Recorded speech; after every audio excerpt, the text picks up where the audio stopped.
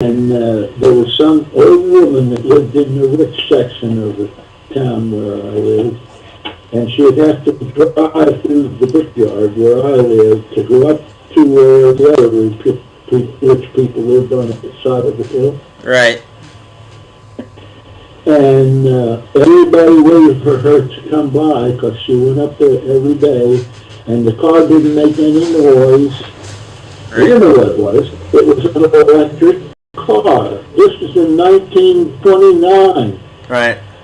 And this old woman, she had just a lever back and forth to drive that car, and she would zip up there every day to visit some relatives, probably her grandchildren, Right. in an electric car in 1929.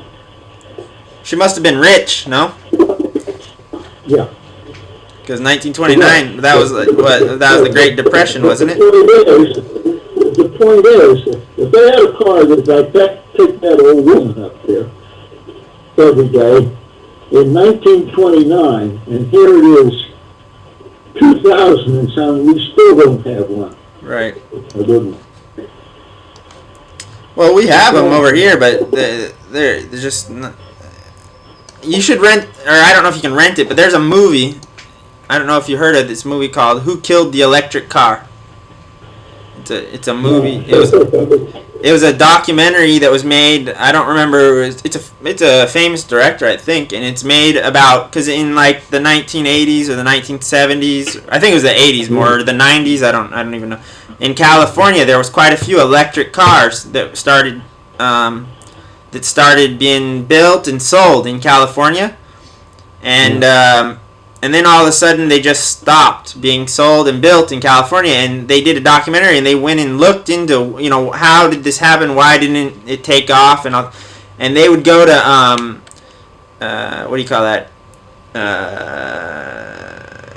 graveyards, car graveyards or whatever, where they demolished the vehicle and they compacted and everything, and they would go there and there would be 1,000 of these electric cars sitting there, and there was nothing wrong with the cars. They were just they were perfect condition, and they asked the guy, "What are you doing?" He said, "Well, we're gonna compact them and throw them away." And he said, "Why are you doing that?" That's what the people, and apparently it was the oil companies that bought up those cars and then had them destroyed, so that, because they knew that it was an investment for their future. I mean, paying for those cars, they buy the cars off the market, they destroy them, and then they don't have to worry about them. If there are no cars to buy, then nobody will buy them. That was like 20 years ago or 15 years ago. So there was a whole documentary on that. Just so that you buy mobiles. Right. Yeah, I believe that. Well, so anyways, there's a documentary. It's called "Who Killed the Electric Car." You can even watch it on iTunes. They've got it. If you go on iTunes, you can rent movies on there. And it's on iTunes. Yeah. But I don't know how old it's about. I think it's like almost like 10 years old. The documentary.